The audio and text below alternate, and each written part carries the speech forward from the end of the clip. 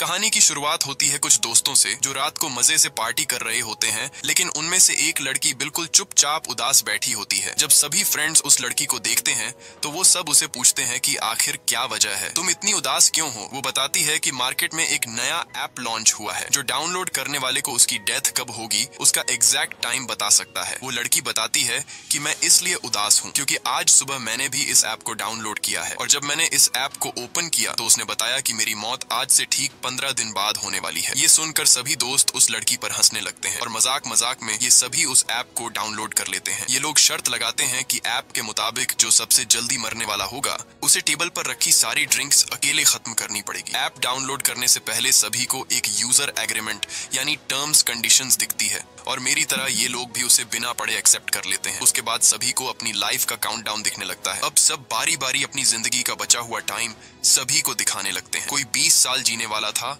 तो कोई 60 साल। लेकिन कोर्टनी परेशान नजर आती है। जब वो अपना मोबाइल फोन दोस्तों को दिखाती है तो उस ऐप के हिसाब से उसके पास सिर्फ 3 घंटे बचे हुए थे। जैसे ही काउंटडाउन 0 हुआ वो मारी जाएगी। ये देखकर कोर्टनी डर जाती है, लेकिन उसके दोस्त कोर्टनी को समझाते हैं कि डरो मत, ये ऐप सिर्फ एक मजाक है। अब गेम के हिसाब से जिसके मोबाइल में उसकी जिंदगी का सबसे कम टाइम बचा होगा वह टेबल पर रखी सारी ड्रिंक्स पिएगा। इसलिए कोर्टनी गेम हार जाती है क्योंकि उसके मोबाइल में उसके पास सिर्फ 3 घंटे बचे थे। अब सभी दोस्त कोर्टनी से कहते हैं कि रूल्स के मुताबिक तुम्हें सारी ड्रिंक्स पीनी होगी। तभी कोर्टनी का बॉयफ्रेंड एवन आ जाता है और कोर्टनी की जगह वह खुद सारी दारू पी लेता है। पार्टी खत्म होने के बाद जब कोर्टनी अपने बॉयफ्रेंड एवन के साथ गाड़ी में बैठी तो एवन ज्यादा ड्रिंक करने की वजह से उसे चढ़ गई थी। इसलिए कोर्टनी एवन को ड्राइव करने से मना करती है, लेकिन एवन उसकी नहीं सुनता। कोर्टनी ऑलरेडी ऐप की वजह से डरी हुई थी, इसलिए वह कार से उतरकर पैदल ही घर जाने लगती है। एवन कोर्टनी को गाड़ी में बैठने के लिए कई बार कहता है, लेकिन जब वह नहीं बैठती तो एवन गुस्सा होकर उसे अकेला छोड़कर वहां से निकल जाता है। तभी कोर्टनी के मोबाइल पर उस ऐप का नोटिफिकेशन आता है कि उसने यूजर एग्रीमेंट तोड़ दिया है। कोर्टनी को इसका मतलब समझ नहीं आता, लेकिन ये देखकर कोर्टनी और ज्यादा डर जाती है। तभी हम देखते हैं कि काला कोट पहना हुआ कोई आदमी उसका पीछा करने लगा। तब कोर्टनी को मोबाइल पर एक अलर्ट आता है कि उसके पास सिर्फ 7 मिनट बचे हुए हैं। कोर्टनी घबराते हुए जल्दी अपने घर पहुंच जाती है। घर में एंटर होते ही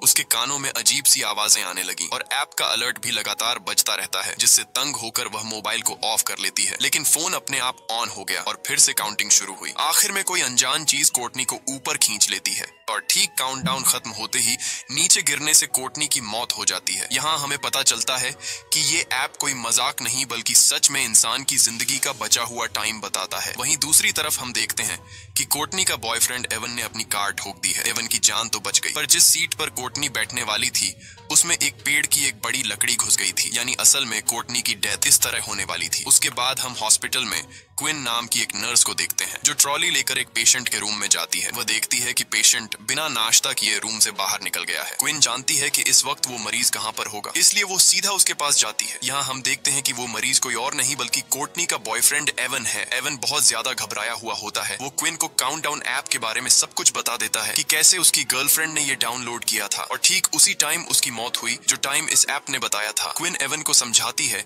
कि ये बस एक इत्तेफाक होगा। भला कोई ऐप किस तरह से किसी इंसान को उसके मरने का टाइम बता सकता है। वो उसे रिलैक्स करके सर्जरी के लिए तैयार करने की कोशिश करती है, लेकिन एवन सर्जरी के लिए किसी भी कीमत पर तैयार नहीं होता क्योंकि अब उसने भी काउंटडाउन ऐप डाउनलोड कर ली थी। ऐप के हिसाब से एवन के पास जिंदा रहने के लिए सिर्फ 19 घंटे बाकी थे और ठीक 19 घंटे बाद एवन की एक सर्जरी होने वाली है और वो समझ जाता है कि सर्जरी के दौरान वो मारा जाएगा।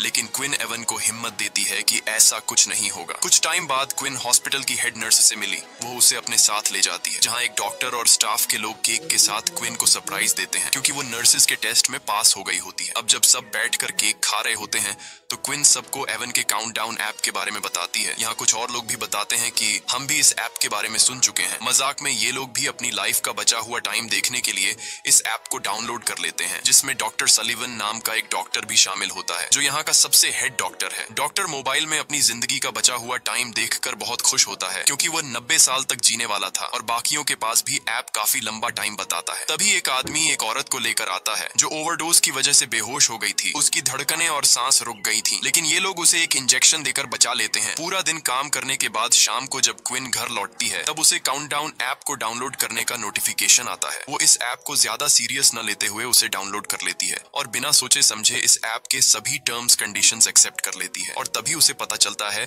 कि उसकी जिंदगी के सिर्फ 2 ही दिन बचे हैं। ये देखकर उसे कुछ अजीब लगता है, लेकिन क्विन इसे नजरअंदाज करके घर पहुंच जाती है। क्विन की फैमिली में उसके पिता और उसकी छोटी बहन जॉर्डन होती है, जबकि क्विन की मॉम 1 साल पहले कार एक्सीडेंट में मारी गई। अगले दिन हॉस्पिटल में एवन को दिखाया जाता है, जो बहुत ही ज्यादा घबराया हुआ होता है क्योंकि उसके मोबाइल पर उसकी लाइफ का टाइम धीरे धीरे कम होता जा रहा था और अब बस उसकी जिंदगी के कुछ ही मिनट बचे थे। वह सर्जरी कराने की बजाय हॉस्पिटल से भागने का डिसाइड करता है। जैसे ही वह भागने लगता है तभी उसके मोबाइल पर नोटिफिकेशन आता है जिसमें बताया जाता है कि उसने यूजर एग्रीमेंट तोड़ दिया। यहाँ हमें पता चलता है कि जब कोई इस ऐप के जरिए अपने लाइफ के बचे हुए टाइम को देख लेता है तब वह अपनी मौत को टाल नहीं सकता। जिस तरह से कुछ दिन पहले एवन की गर्लफ्रेंड कोर्टनी ने कार से उतरकर पैदल जाकर अपनी मौत को टालने की कोशिश की थी, तब उसने यूजर एग्रीमेंट तोड़ दिया था और वो मारी गई। अब इसी तरह से एवन भी सर्जरी न करवाकर अपनी मौत को टालने की कोशिश कर रहा है। अब ये खुद को बचा पाएगा या नहीं, चलिए जानते हैं। एवन जैसे ही आगे बढ़ने लगा तभी एवन को शीशे में पीछे से काला साया नजर आता है, लेकिन जैसे ही एवन पीछे मुड़कर देखता है तो वहां पर कोई भी नहीं होता। तभी अचानक सामने का शीशा टूट गया। ये देखकर डर के मारे एवन भागकर सीढ़ियों के पास जाने लगा। वहां पहुंचते ही अचानक बिजली चली जाती है। तभी उसे किसी के कदमों की आवाज सुनाई देती है। जब वो अपने मोबाइल फोन का टॉर्च ऑन करता है तो सामने उसे अपनी गर्लफ्रेंड कोर्टनी नजर आती है, लेकिन उसकी गर्लफ्रेंड एक डीमन बन चुकी थी। वह उससे भागने लगता है, लेकिन जल्दबाजी में उसका मोबाइल नीचे सीढ़ियों पर गिर जाता है और कुछ देर बाद वो भूत एवन को भी मारकर सीढ़ियों से नीचे फेंक देता है। क्विन जब हॉस्पिटल आती है तो उसे पता चलता है कि एवन सीढ़ियों से गिरकर मर गया। ये सुनकर उसे एवन की बातें याद आने लगती हैं, जब वो पिछले दिन बार बार क्विन से कह रहा था कि इस ऐप के हिसाब से वो 19 घंटे बाद मारा जाएगा। इसलिए अब क्विन को भी शक होने लगता है कि क्या सच में इस ऐप ने तो एवन को नहीं मारा। अपने शक को यकीन में बदलने के लिए अब वो सीधा उस जगह पर पहुंचती है जहां पर एवन की बॉडी को रखा गया था। वो एवन का फोन उठाती है और उसे चेक करने की कोशिश करती है, लेकिन इस फोन पर एवन का फेस लॉक लगा हुआ था, जिसके लिए वो एवन की बॉडी से कपड़ा हटाती है और उसके मोबाइल फोन को उसके फेस के सामने लाकर स्कैन करती है, जिससे मोबाइल का लॉक खुल जाता है और वो देखती है कि इस ऐप का काउंटडाउन 0 पर पहुंच चुका है। अब क्विन को भी पूरा यकीन हो जाता है कि ये ऐप मजाक नहीं बल्कि रियल है। जैसे ही उसका ध्यान मोबाइल से हटकर एवन के फेस पर पड़ता है तो एवन का सर अपने आप मुड़कर उसकी तरफ देखने लगता है। वो घबराकर जल्दी से उस लाश को वापस फ्रीजर में रख देती है। अब क्विन को डर लगने लगा कि कहीं ये सब उसके साथ भी तो नहीं होगा, क्योंकि ऐप के मुताबिक अब उसके पास सिर्फ 1 दिन ही बचा था और कल वो अपने पिता के साथ अपनी माँ की कब्र पर जाने वाली थी, जिससे वो समझ जाती है कि रास्ते में जरूर उनका कोई एक्सीडेंट होगा जिसमें क्विन मारी जाएगी। इसलिए क्विन अपनी मौत को टालते हुए अपने डैड को कॉल करती है और कल के दिन कब्रिस्तान जाने का प्लान कैंसिल करती है। तभी क्विन के मोबाइल फोन पर एक नोटिफिकेशन आता है कि उसने यूजर एग्रीमेंट तोड़ दिया है। ये देखकर वो बहुत ज्यादा परेशान हो जाती है। तभी डॉक्टर सलिवन उसे रूम में बुलाकर पेशेंट की हेल्प करने को कहता है, लेकिन यहाँ डॉक्टर के इरादे कुछ और ही थे। वो क्विन के साथ जबरदस्ती करने की कोशिश करता है। क्विन जैसे तैसे उससे अपनी जान छुड़ाकर बाहर आते ही हेड नर्स से उसकी कंप्लेंट करने जाती है, लेकिन क्विन के बताने से पहले डॉक्टर हेड नर्स को किसी दूसरे काम में लगा देता है। घर आने के बाद रात को क्विन इंटरनेट पर इस ऐप के बारे में सर्च करती है और उसे कोर्टनी के बारे में इंफॉर्मेशन मिलता है। उसे एक लड़की का वीडियो भी मिलता है जो बताती है कि ऐप को डाउनलोड करने के बाद से उसे अपने भाई का भूत दिखने लगा है, जो कि कई सालों पहले मर गया था। कुछ देर बाद वो लड़की कहती है कि उसका वक्त खत्म हो गया है और तभी उस लड़की को भी कुछ हो जाता है। लेकिन क्विन जब वीडियो के कमेंट चेक करती है तो कमेंट में सब लोग फेक वीडियो बोलते हैं, जिससे क्विन को थोड़ी बहुत शांति मिलती है। और जैसे ही क्विन लैपटॉप बंद करती है तभी अचानक क्विन को भी एवन का भूत दिखाई देता है, जिससे वो बहुत डर जाती है। पर जैसे ही उसने लाइट जलाई तब एवन गायब हो गया था। तभी उसे दोबारा नोटिफिकेशन आया कि उसने यूजर एग्रीमेंट तोड़ा है। वो अपने मोबाइल को जमीन पर मारकर तोड़ देती है और कमरे से बाहर निकलकर डर के मारे कार में पूरी रात गुजारती है। अगले सुबह क्विन की बहन जॉर्डन आकर उसे जगाती है। ये दोनों वापस अपने रूम में आते हैं और वहाँ क्विन की छोटी बहन जॉर्डन क्विन का टूटा हुआ मोबाइल देख लेती है, जिसमें अभी भी काउंटडाउन चल रहा था। वो क्विन से कहती है कि तुमने भी इस ऐप को डाउनलोड किया है। ये सुनकर क्विन परेशान हो जाती है, क्योंकि उसकी छोटी बहन जॉर्डन को भी इस ऐप के बारे में पता था और वो भी इस ऐप की यूजर थी। अब क्विन के मोबाइल का स्क्रीन पूरी तरह से टूट चुका था, इसलिए वो एक नया फोन खरीदने के लिए मोबाइल शॉप पर जाती है। वो सोचती है कि नए मोबाइल में वो किलर ऐप भी नहीं होगा, लेकिन क्विन के मोबाइल खरीदते ही वो ऐप अपने आप उसमें डाउनलोड हो जाता है। इस पर क्विन गुस्से में चिल्लाकर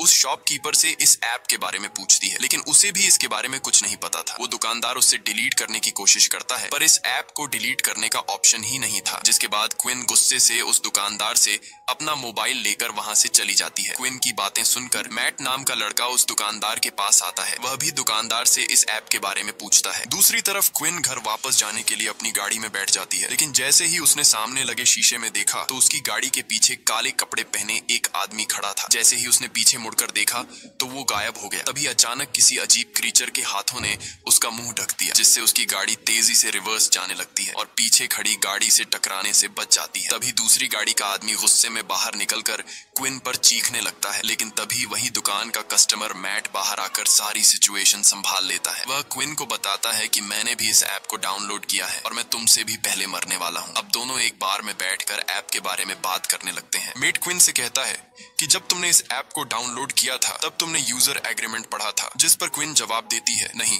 मैंने डायरेक्ट टर्म्स कंडीशंस एक्सेप्ट कर ली थी। मैट कहता है, मैंने भी यही गलती की थी। अब इन दोनों को पछतावा होता है कि टर्म्स कंडीशंस एक्सेप्ट करने से पहले हमने एक बार उसे पढ़ लिया होता। तभी मैट को बार में एक नशेड़ी दिखता है। उसे देखकर मैट के दिमाग में एक आइडिया आता है। वो क्विन से कहता है कि क्यों ना हम इस नशेड़ी से उसके मोबाइल फोन में ये एप्लीकेशन डाउनलोड करवाए, जिसके जरिए हम टर्म्स कंडीशंस देख पाएंगे।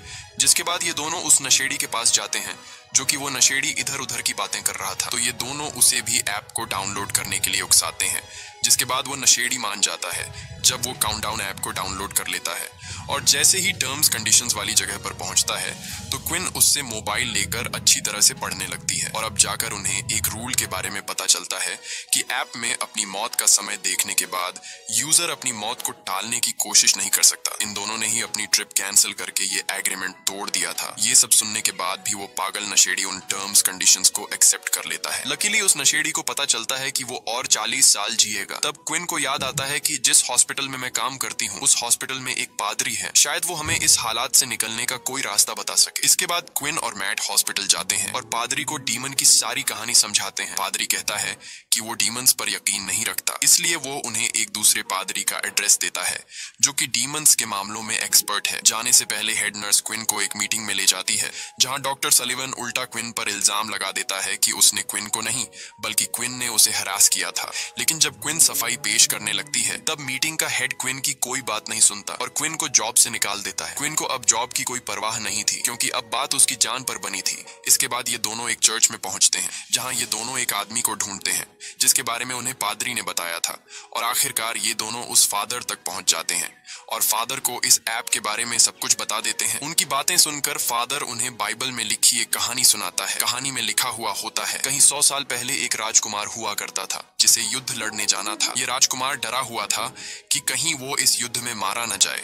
जिसके बाद वो एक ओल्ड जिप्सी लेडी के पास गया और उससे पूछा कि क्या वो इस युद्ध में जिंदा बचेगा। ओल्ड लेडी कहती है कि वो उसे उसकी मौत का ठीक समय बता सकती है, लेकिन शर्त ये है कि अपनी मौत का समय जानने के बाद राजकुमार अपनी मौत को टालने की कोशिश नहीं करेगा। राजकुमार मान जाता है और उसे पता चलता है कि वो युद्ध में मारा जाएगा। अब राजकुमार मौत के डर से लेडी की बात न मानकर अपने छोटे भाई को युद्ध लड़ने भेज देता है, लेकिन उसके छोटे भाई को कुछ नहीं होता, बल्कि वे लोग युद्ध जीत जाते हैं। मगर डरपोक राजकुमार के पीछे ओजिन नाम का एक डीमन पड़ जाता है, जो कि वो राजकुमार को तड़पा तड़पा कर उसके ठीक समय पर मार देता है, जो कि उसके तकदीर में लिखा था। फादर ने ध्यान लगाकर पता लगाया कि इन सब के पीछे ओजिन नाम के एक डीमन का हाथ है। फादर ने कहा कि शायद यह ऐप भी उस ओजिन डीमन का एक रूप है। उसने बताया कि अगर तुम्हें अपनी मौत टालनी है तो सबसे पहले तुम दोनों को इस ऐप को हैक करके इसका कोड मेरे पास लाना पड़ेगा। जब मैं इस ऐप का कोड देख लूंगा तब मैं उस डीमन से तुम्हारी जान छुड़वा सकूंगा। यह सुनकर क्विन और मैट को जल्द से जल्द इस ऐप को हैक करना था, क्योंकि अब उनके पास बहुत ही कम टाइम बचा हुआ था। ये दोनों उस मोबाइल शॉपकीपर के पास आते हैं और उसे इस ऐप को हैक करने की रिक्वेस्ट करते हैं। शॉपकीपर इस काम के लिए तैयार नहीं था, लेकिन जब क्विन उसे पैसे देती है तो वह मान जाता है। कई घंटों की मेहनत के बाद फाइनली वो इस ऐप को हैक करके उसका कोड निकाल लेता है। क्विन जल्दी से उस कोड का फोटो लेती है ताकि फादर को दिखा सके। यहाँ ये लोग देखते हैं कि इस ऐप के लाखों यूजर्स हैं, जिसमें अचानक शॉपकीपर भी अपना नाम डेरेक भी देख लेता है। वो अपने कोड के साथ छेड़छाड़ करके खुद की उम्र 100 साल से भी ज्यादा कर लेता है और यह आइडिया सच में काम कर रहा था। अब डेरेक के पास इस ऐप का फुल एक्सेस था, वो जितना चाहे किसी का भी उम्र बढ़ा सकता था।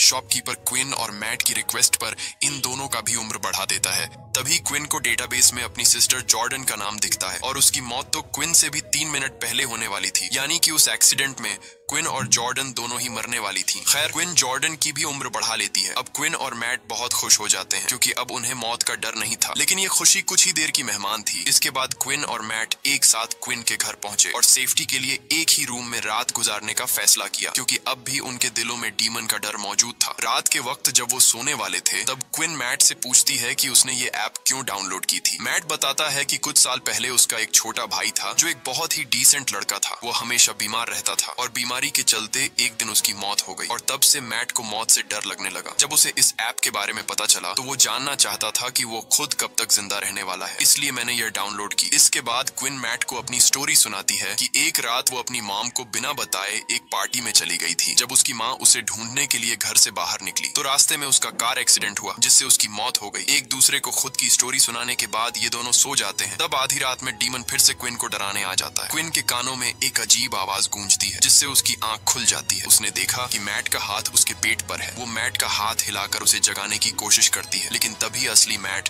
दरवाजा खोलकर अंदर आया। असल में क्विन के पेट पर किसी और का नहीं बल्कि डीमन का हाथ था। यहाँ डीमन क्विन पर हमला करता है, लेकिन मैट हिम्मत दिखाते हुए उसका कंबल छीन लेता है जिससे डीमन भाग जाता है। और यहाँ उन्हें पता चलता है कि उनका ऐप को हैक करने से कोई फायदा नहीं हुआ क्योंकि उनका काउंटडाउन वापस अपने वक्त पर आ गया है। अब क्विन को अपनी छोटी बहन जॉर्डन की फिक्र होने लगी। उधर जॉर्डन को भी डीमन डराना शुरू कर देता है, लेकिन इससे पहले कि जॉर्डन को कुछ हो जाता तभी क्विन उसे लेने पहुंच जाती है। जॉर्डन बहुत ज्यादा डरी हुई थी। अब तीनों एक साथ मिलकर फादर जॉन के पास जाते हैं। क्विन उसे बताती है कि ऐप को हैक करने का प्लान नाकाम हुआ, अब भी डीमन हमारा पीछा कर रहा है। इसके बाद उन्होंने ऐप को हैक करने वाला कोड फादर को बताया। फादर कोड को अच्छी तरह से पढ़ने के बाद समझ जाता है कि जो भी यूजर एग्रीमेंट तोड़ता है उस पर ओजिन का श्राप यानी कर्स लग जाता है, जो कि फादर के हिसाब से एक अच्छी बात है क्योंकि कर्स को तोड़ा जा सकता है। अब फादर ने डीमन को उसी के खेल में फंसाने का प्लान बनाया।